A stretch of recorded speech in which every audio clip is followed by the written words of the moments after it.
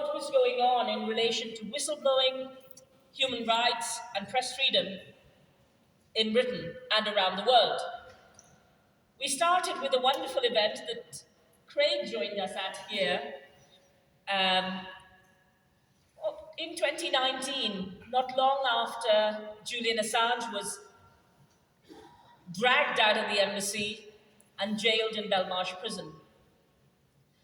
My co-host, Professor Ian Munro, and I saw this as taking our academic work into a more real-world space to allow us to debate different points of view with candor, with respect, and with integrity.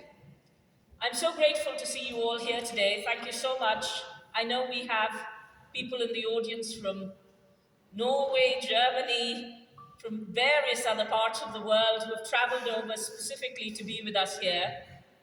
We are also joined today, thanks to the wonderful camera people you see here and those restreaming online, by people in the US and in other parts of the world, far across the seas, who care about what we care about, which is justice, peace, and equality. And to have justice, peace, and equality, we need truth. Truth is the fundamental for that. And it is that truth that we are seeking to defend today in defending the right of Julian Assange to serve as a journalist and a publisher and tell the truth about US war crimes. War crimes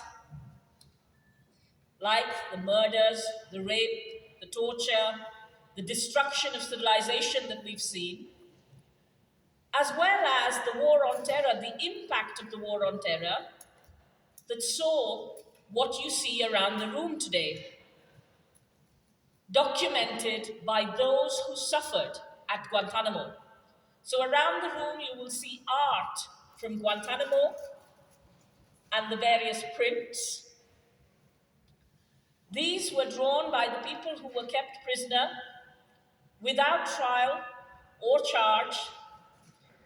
Mansour Adaifi, whose work is on stage, went in as a teenager.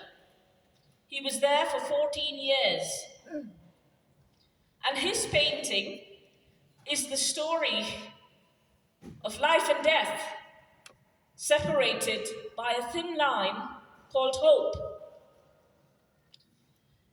And his piece, he says, talks about the fact that the US cannot keep people dead in Guantanamo, or essentially living but dead in Guantanamo, while continuing to, we in Europe, we in the US cannot keep people dead while continuing to cherish our lives. Because our lives are incomplete and not alive unless those around us are alive and happy too. Yeah.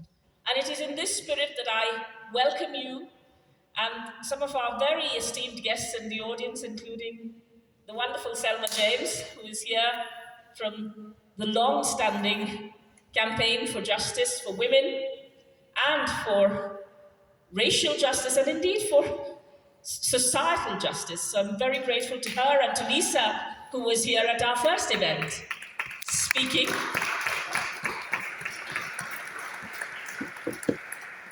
And to all of you in the audience, many of whom I know for your work and your contributions to society.